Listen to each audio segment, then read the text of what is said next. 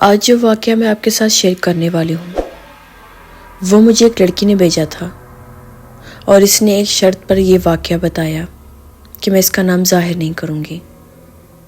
اس نے کہا تھا اگر لوگوں کو پتہ چل گیا کہ میرے ساتھ کیا ہوا تھا تو وہ مجھے منحوس سمجھیں گے اور شاید مجھے قبول نہیں کریں گے۔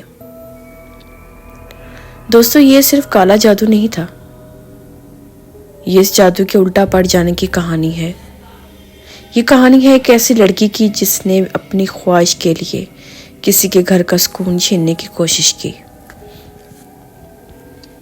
لیکن انجام ایسا آپ کے رونگٹے کھڑے ہو جائیں گے۔ تو تیار ہو جاؤ، یہ ہے ایک سچی بھیانک کہانی جو میری نہیں کسی اور کی زبان سے ہے۔ یہ واقعہ مجھے ایک لڑکی نے شیئر کیا تھا۔ اس کا نام فرضی نام رکھ لیتے ہیں، کوئی بھی ماریا رکھ لیتے ہیں۔ ماریا نے لکھا، مجھے ہمیشہ سے لگتا تھا کہ میری زندگی نے مجھے کبھی وہ نہیں دیا جو میں چاہتی تھی۔